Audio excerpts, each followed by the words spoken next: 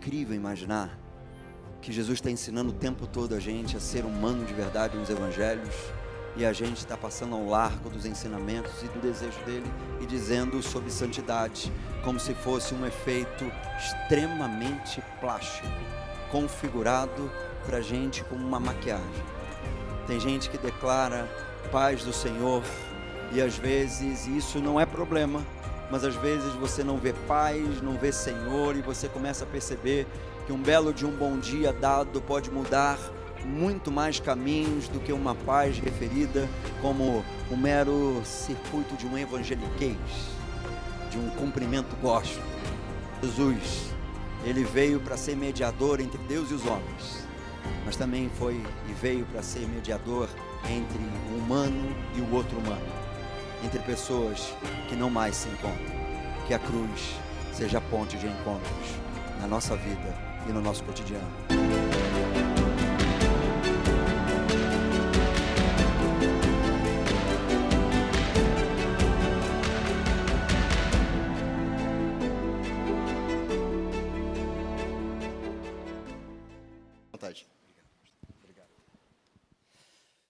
Muito boa noite, gente querida, graça e a paz de Jesus, amém? Prazer estar aqui junto com vocês. Obrigado, pastor Anderson, Márcia, obrigado, Rogério, Luiz também, e aos homens pela receptividade. Um prazer muito grande estar aqui junto com vocês.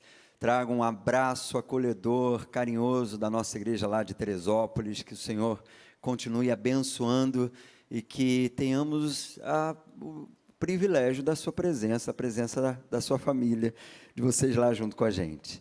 Eu quero convidar você que abra a sua Bíblia em Romanos, na carta de Paulo aos Romanos, capítulo 8, versos 28 e 29. E o dia de hoje, nós fomos convocados para falar sobre santidade.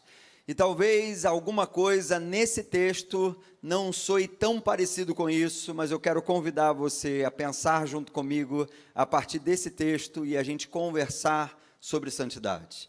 Achou aí na sua Bíblia, Romanos, capítulo 8, carta de Paulo aos Romanos, capítulo 8, versos 28 e versos 29. Encontrou? Diz assim a palavra do Senhor: porque estamos certos de que Deus age em todas as coisas com o fim de beneficiar todos os que amam, dos que são chamados segundo o seu propósito. Porque aqueles que dantes conheceu, também os predestinou para serem semelhantes à imagem de seu Filho, a fim de que ele seja o primogênito entre muitos irmãos. Amém? Está aí a leitura da palavra do Senhor. Todas as coisas contribuem para o bem daqueles que amam a Deus.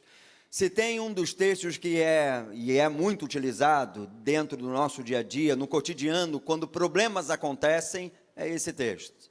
Um texto que é utilizado quando a gente passa por dificuldades na vida e aí vem alguém e sussurra do nosso lado dizendo: mas lembra, todas as coisas contribuem para o bem daqueles que amam a Deus. E por que eu tomei esse texto, esses versos 28 e 29, para a gente conversar sobre santidade? Porque uma das maiores preocupações que nós precisamos ter como igreja é que às vezes a nossa santidade ela pode beirar um certo circuito de insanidade. E talvez esse seja um dos grandes problemas que nós enfrentemos na sociedade, na igreja atualmente. Uma santidade que beira a insanidade e ela não se atualiza dentro da realidade da sociedade, do contexto em que ela está. E por que eu estou dizendo isso? Vamos tomar esse texto aqui como ponto de partida? Todas as coisas. Todas são todas, sem exceção alguma. Quando a Bíblia diz que são todas, então o ir à praia e ter um sol, ou ir à praia e ter chuva, são todas as coisas. Quando você consegue um dinheiro e guardar um dinheiro, ou quando você perdeu um dinheiro, são todas as coisas. Quando vem uma conta que você não esperava, ou quando vem um dinheiro que você também não esperava, todas as coisas. Quando você tem saúde, muita saúde, ou quando há doença, são todas as coisas. Mas a grande questão é entender porque todas essas coisas contribuem. Porque, na realidade, é o que essas coisas provocam e que tipo de reações elas provocam na vida da gente. E, às vezes, não é apenas a maneira como eu reajo diante das coisas ruins da vida, mas também a maneira como eu vou reagir diante das coisas boas que Deus me dá na vida. Tudo é sobre as reações. Para falar a verdade, gente, você não conhece a pessoa pela ação dela. A ação, ela está dentro de um circuito de planejamento, de estratégia. A pessoa chega e diz assim, eu já sei como eu vou fazer. Quando eu chegar lá na casa do fulano, ou quando eu chegar lá na empresa, eu vou chegar até aquele local, eu vou me aprontar, vou sentar, vou conversar, vou fazer sala, e depois eu saio dali e as pessoas vão me ver como uma boa pessoa. Só que quando você faz algo para aquela pessoa que estrategicamente pensou em todas as suas ações, e aí aquilo saiu do controle dela, é na reação que nós conhecemos a pessoa, na maneira como ela vai reagir. E às vezes de uma maneira muito abrupta, alguém que até então era tido como uma pessoa muito centrada, ela perde as estribeiras e começa a falar coisas que você não imaginava que ela poderia falar. E aí ela chega para você e ela diz assim, desculpa, eu falei, mas eu não queria falar isso. No final das contas, se você parar, pensar, talvez aquilo foi um belo de um ato falho, e ela falou exatamente aquilo que ela pensa, mas ela perdeu o filtro da sua repressão, e ela falou desembestadamente, desculpe o termo, tudo aquilo que ela imaginava sobre você, ou tudo aquilo que ela imaginava sobre aquela situação. Portanto, é na reação que você vai conhecer. Todas as coisas contribuem porque elas vão demonstrar de fato que tipo de espelho, que tipo de imagem, que tipo de retoque nós fazemos no nosso cotidiano. Por isso que quando eu comecei dizendo que uma santidade que beira a insanidade é o grande problema, é porque às vezes nós nos assemelhamos daqueles que nós mais, e aviltamente, mais queremos nos distanciar. Os fariseus, lembra disso? Xingamento gospel, não é? Você quer olhar para alguma pessoa e xingá-lo, você, seu fariseu. O camarada vai olhar para você, vai dar um pulo de 3 metros de altura e vai dizer, quem você pensa que você é? Me chamar de fariseu. Mas é verdade. Às vezes o farisaísmo, aquilo que nós mais temos medo, e aí eu parto do princípio, que quanto mais medo se tem de algo, mais próximo daquele algo você está de atuar, de agir, de acontecer na sua vida. Fariseu, o farisaísmo, ele está a todo tempo nos circuitos dos nossos ministérios, da nossa experiência eclesial, das nossas comunidades de fé. Porque, no final das contas, o que o fariseu ensinou para a gente é que espiritualidade de verdade é espiritualidade de estética. É a maneira como você ora, é a forma como você prega, é o jeito que você ensina, é a maneira como você vai chegar à igreja e cumprimentar todas as pessoas, ou seja, a estética da espiritualidade é o que vale para o fariseu. E talvez, muitos de nós estamos performando na nossa vida espiritual, na nossa vivência comunitária. E essa santidade, ou pseudo-santidade, vamos dar o nome certo, essa pseudo-santidade vai gerar na vida da gente uma insanidade, onde daqui a pouco nós somos pessoas que confundimos rol de membros com livro da vida. E acreditamos que diante de um rol de membros, Deus atestou que eu irei ao céu porque sou pertencente, e aí eu vou falar para puxar para mim, a primeira igreja batista em Vargem Grande. E aí ponto, resolvido. Mas no final das contas, não é por estar, é que se é. Igreja não é um compartimento de alvenaria, numa estrutura de madeira. Igreja são pessoas lavadas e remidas no sangue do Cordeiro. E é isso que faz diferença. Essa santidade que nós buscamos deve gerar sanidade na nossa existência, nas nossas relações, na maneira como a gente lida no cotidiano. E aí você vai entender melhor por que eu estou seguindo esse caminho. Porque quando aqui Paulo diz, todas as coisas contribuem, cooperam para o bem daqueles que amam a Deus, e a gente já entendeu que o princípio está na reação que se tem diante do bom, daquilo que é ruim, do belo, do feio, do bonito, do não agradável. São as reações que eu tenho, é a maneira quando eu sou confrontado e eu reajo àquilo. É isso que está sendo avaliado, é isso que está sendo percebido, é essa inteireza, é aquilo que está de verdade dentro da gente que está sendo percebido, para ser construído o quê? Olha o texto. Contribuem para o bem daqueles que amam a Deus, daqueles que são chamados segundo o seu propósito. E aí que está a grande questão. Se você perguntar a um coach qual é o propósito, ele vai te dar N possibilidades para vender todos os cursos possíveis para você fazê-lo mais rico e ele dizer que de fato ele é o volume do sucesso e você pode chegar até ele. O que é propósito? Ou qual é o propósito da nossa vida? Talvez se a gente parar e perguntar a um adolescente, ele vai dizer: o meu propósito é ter uma namorada. Por isso eu estou tratando as minhas espinhas, para poder resolver essa situação. Se você chegar para um jovem e dizer: qual é o seu propósito? Às vezes ele vai dizer: bom, meu propósito é passar na faculdade. Eu preciso passar no vestibular para chegar na faculdade. Se você chegar para uma pessoa que está querendo fechar um negócio, vai dizer: qual é o propósito da sua vida? Eu quero fechar esse negócio, porque esse negócio vai trazer muita rentabilidade e vai resolver muita coisa dentro de casa. Propósito. Aqui, o artigo é definido. É o propósito, segundo o seu propósito. E aí, qual é o propósito da nossa vida? Ganhar dinheiro? Casar? Fazer faculdade? Qual é o propósito da nossa vida? O verso 29 responde para a gente. O verso 29 diz assim: porque aqueles que antes conheceu, os predestinou, tem nada a ver com salvação. Destinou antes de qualquer coisa, ser a imagem do seu Filho, o primogênito dentre todos os irmãos. Qual é o propósito da minha vida e da sua vida? Ser a imagem de Jesus. Só que parece que nós estacionamos em textos do Antigo Testamento e nós nos tornamos mais mosaístas do que cristãos. Cristão significa o quê? Pequeno Cristo, não é isso? Às vezes a gente está mais próximos do texto de Paulo e nos tornamos mais paulinistas do que cristão. E no final das contas, parece que Jesus vai se perdendo nos nossos discursos, no nosso ativismo, nas nossas obras, nas nossas vontades, nos nossos desejos.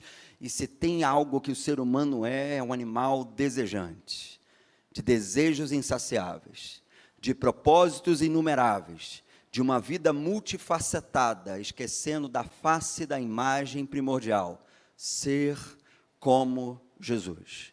Só há possibilidade de uma santidade sana, que beire a sanidade, se a gente parecer com Jesus.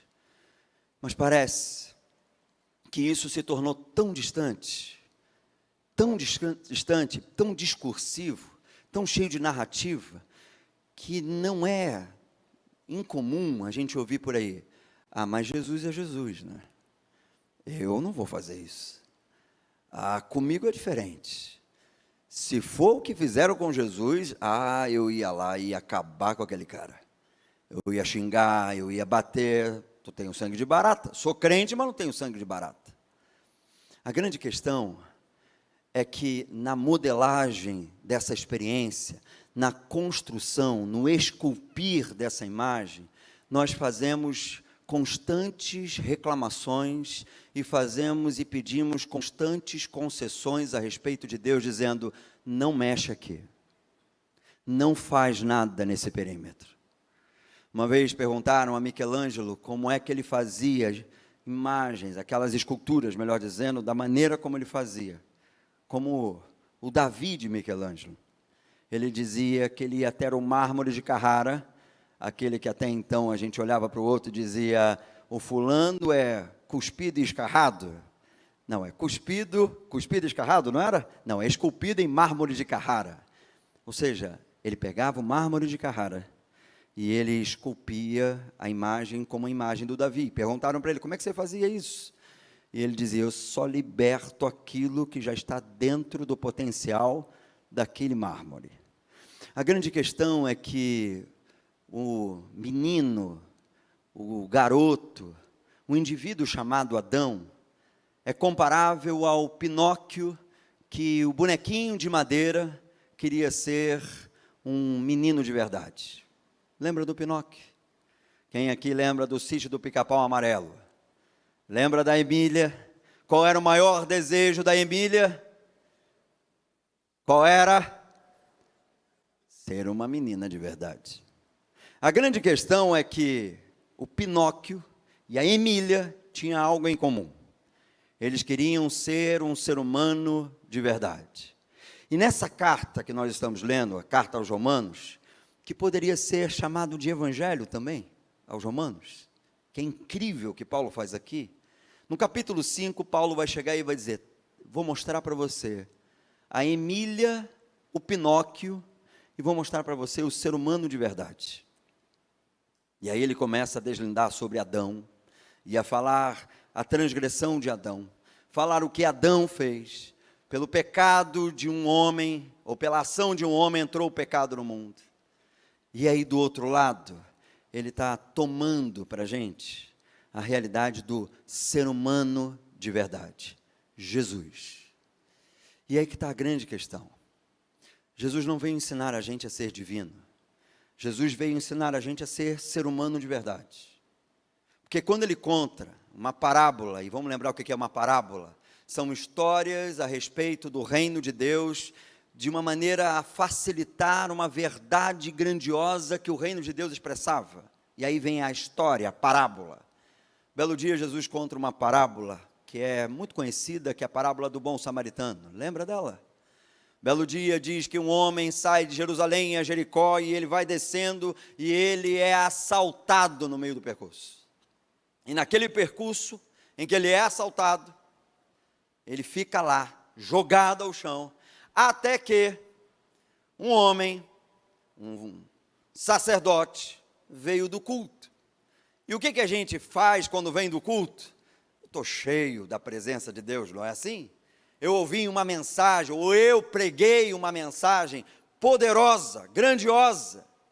E aí eu estou saindo do culto, e estou indo em direção ao meu destino. E aí eu passo por um camarada que está caído. E aí quando eu passo pelo camarada que está caído, eu olho para ele e faço o quê? Passo ao largo, não é assim que diz o texto? Passo distante dele e vou embora.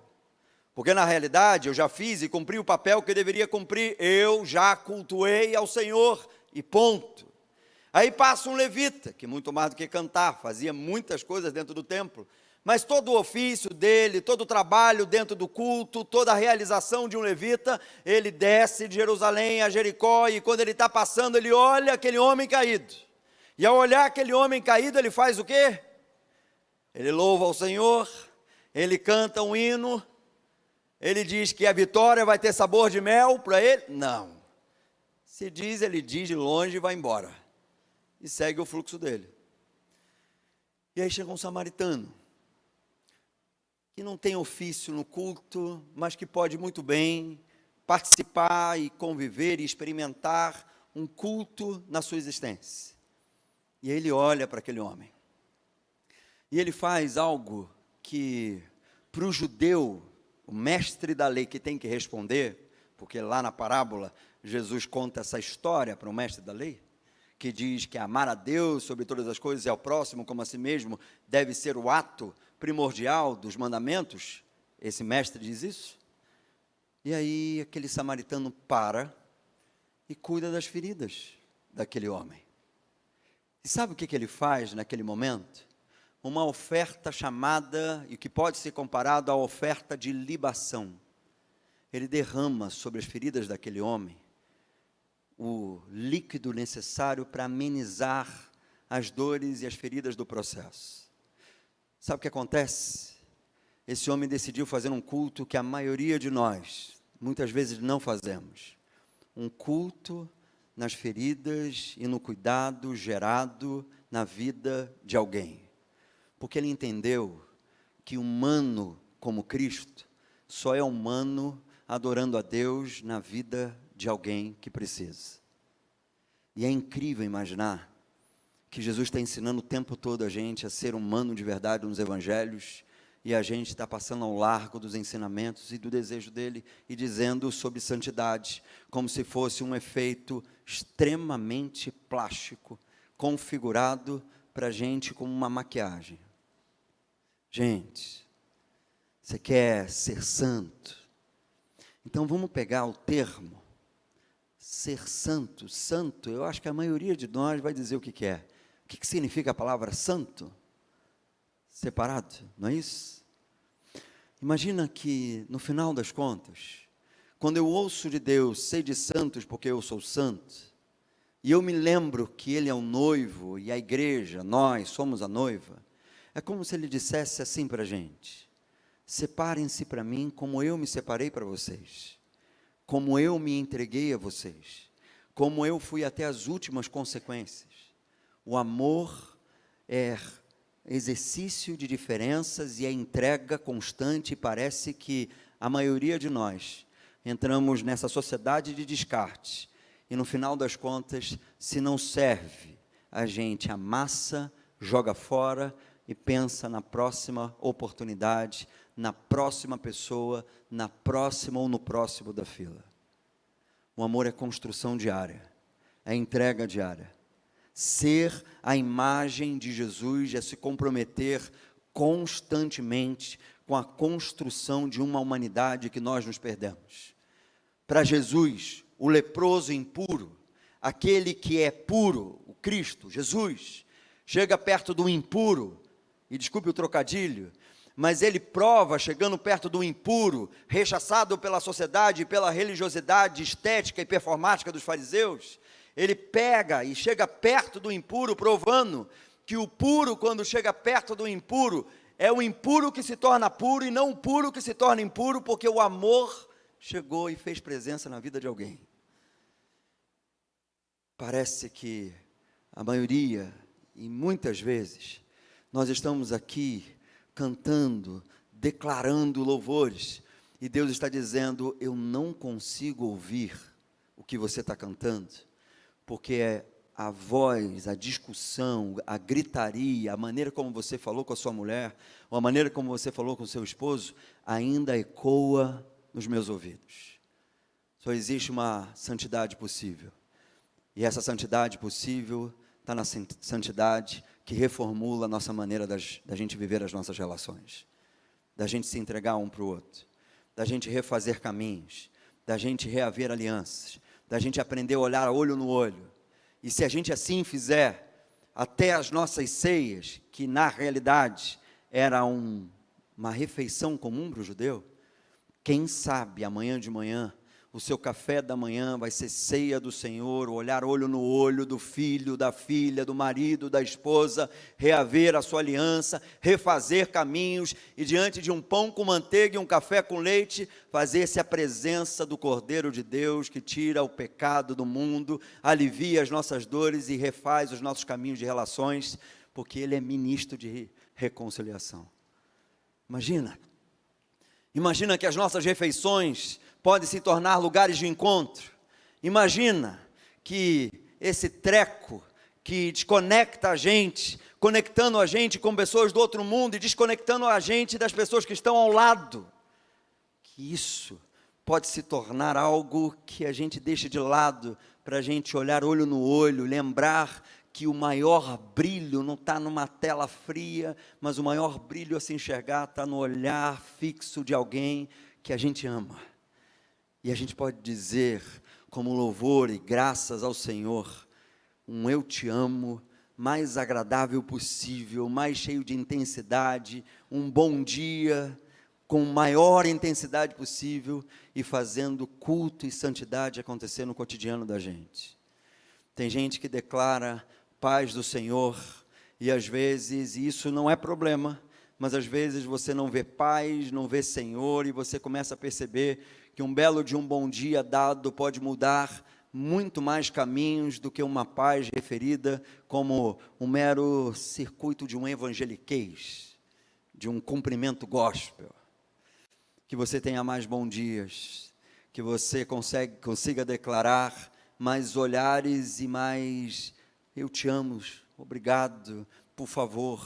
Que a sua humanidade se faça tão viril, forte, homem, que você possa acolher e proteger aqueles que de fato não aguentam mais você olhar no celular e você ver as últimas notícias e reclamar de tantas políticas, mas não pensar que política, que já que é política, é uso do bem comum, não se faz bem comum no seu próprio território chamado casa. Que os nossos olhares se encontrem, que você se incline como ponte de resolução para o outro, e que faça aquilo que um dos grandes teólogos alemães, chamado Dietrich Bonhoeffer, disse: Jesus, ele veio para ser mediador entre Deus e os homens, mas também veio para ser mediador entre o humano e o outro humano, entre pessoas que não mais se encontram. Que a cruz seja a ponte de encontros na nossa vida e no nosso cotidiano, e que os nossos cultos aqui, acolá, sejam cultos que expressem um estilo de vida de santidade no nosso cotidiano. Que o sobrenatural seja visto no natural. E que Deus seja aquele que apareça todos os dias, como aparecia Abraão. E se perguntarem para você: você viu Deus hoje? Vi. Ele falou comigo através do meu filho, do meu esposo, da minha esposa, de quem está do meu lado. Que haja ouvidos estampados, que haja vozes sendo ouvidas e seja uma manifestação do Senhor, que haja culto na vida, que haja vida de culto, que haja santidade, que gere sanidade na existência de cada um de nós. Vamos fechar nossos olhos, vamos orar ao Senhor. Senhor, muito obrigado pelo privilégio de estarmos juntos aqui, vivendo expressões de culto. Porque na realidade o que nós mais invocamos ao Senhor é que o Senhor nos ensine a expressar culto todos os dias. O culto do samaritano que na ferida do outro eleva louvores e honras e glórias ao teu nome, criando e cuidando daquele que tanto necessitava. Que a gente não passe distante daqueles que pedem pelos clamores da vida socorro. Seja exaltado no dedicar da mão que estende a alguém. Seja exaltado, Senhor, e adorado na santidade de alguém que vibra por chegar em casa para acolher e abraçar os seus.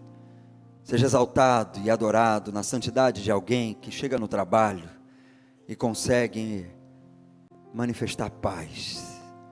Porque muito mais do que dizer paz ao outro, nós queremos ser promotores da paz e a santidade aparecer nisso.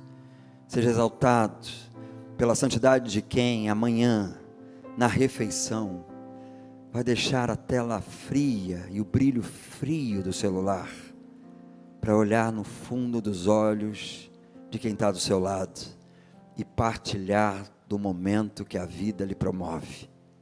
Seja exaltado na santidade de alguém que vem para um culto, para saber o que fazer, e no percurso da saída, está atento a todos os olhares e necessidades do que o Senhor provoca, do que o Senhor pede que Ele faça, que ela faça ao outro. Muitos de nós, procurando o propósito é esse, ser a imagem de Jesus. Se existe em nós um analfabetismo funcional praticado para lermos um texto que criamos ao nosso desejo e vontade apenas para nos saciar, que haja hoje um ensino do Teu Espírito Santo, consolador, conselheiro, instrutor, direcionador, que nos conduza ao Evangelho do Cristo, daquele que conduz pessoas à vida e à vida abundante, a uma vida de santidade, expressa na naturalidade de gente humana de verdade. Que entre nós, humano deixe de ser adjetivo, e humano, alguém humano, passe a ser o constitutivo comum de cada um que olha para alguém e expressa ajuda às necessidades um do outro. Que a gente seja santo, como o Senhor é santo, porque na sua santidade, o Senhor esvaziou-se de si mesmo, assumiu a forma de servo, tornou-se semelhante aos homens, foi obediente até a morte, morte de cruz. O Senhor, num estado de humilhação, se entregou, e o Senhor poderia muito bem apenas, ó Deus, arrebatar-nos para um mundo aí, da tua presença, mas o Senhor preferiu descer ao nosso mundo, para nos levantar nessa montanha, caminhar com a gente, segurar na nossa mão, e fazermos no processo dessa subida, dessa montanha, desse lugar de desenvolvimento, de santidade como processo, crescer músculos que gerem vida e vida abundante em nós e através de nós. Que o teu povo não beba só água, que o teu povo seja, e do interior deles venha fontes de água viva, para matar a sede de gente que por vezes divide o mesmo território e a mesma cama. Que a santidade nos invada, nos conquiste, nos conduza, hoje e sempre. Amém. Deus abençoe você. Muito obrigado pela oportunidade de estar junto com vocês aqui, partilhando da palavra.